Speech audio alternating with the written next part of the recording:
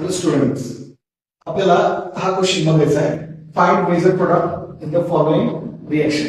ही reaction जी दिलेली ती खरं आपल्याला ब्रोमिन आणि वॉटर बरोबर दिली आणि हिटिंग सांगितली.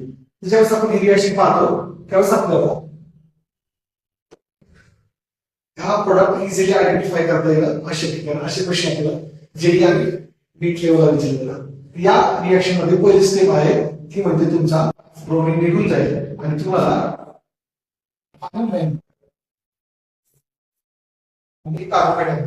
बरेचसे स्टुडंट काय करतात, आयदर इथे डबल बॉन्ड तयार करायचा प्रयत्न करतात किंवा इथे ओएच अटॅक करायचा प्रयत्न करतात.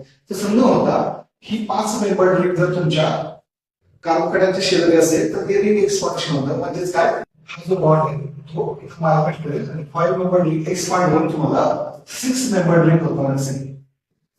की रिंग कशा पद्धतीने एक्सपांड होईल, अशा पद्धतीने रिंग एक्सपांड होईल. तुम्हाला इथे हे 2 मिथिल ग्रुप दिसतील आणि ज्या ठिकाणावर तुमचा बॉन्ड मायग्रेट झालाय हा बॉन्ड तुमचा मायग्रेट झाला इथून, त्यामुळे तुम्हाला या ठिकाणी कार्बन तयार होईल. आणि मग ज्यावेळेस असा कार्बोकॅटायन तयार होतो त्यावेळेस याला स्टॅबिलाइज करायचं.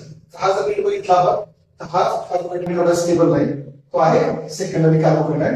तुमचा एक मिथिल ग्रुप पुन्हा या ठिकाणी मायग्रेट होईल आणि फायनली तुम्हाला टर्शरी कार्बोकॅटायन मिळेल, जो तुमचा स्टेबल कार्बोकॅटायन आपल्याला पाहायला मिळतो.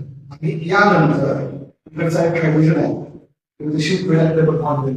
म्हणजे तुम्हाला या रिएक्शन मध्ये हा प्रोडक्ट पॉसिबल. आता मला सांगा एबीसीडी मध्ये कोणता ऑप्शन करेक्ट आहे आपल्याला? 2 मिथिल ग्रुपच्या मध्ये डबल बॉन्ड, 2 मिथिल ग्रुपच्या मध्ये डबल बॉन्ड, म्हणजे तुमचा ए ऑप्शन हा करेक्ट ऑप्शन आहे. अशा पद्धतीचे क्वेश्चन आपल्याला जीएल मध्ये विचारले जातात.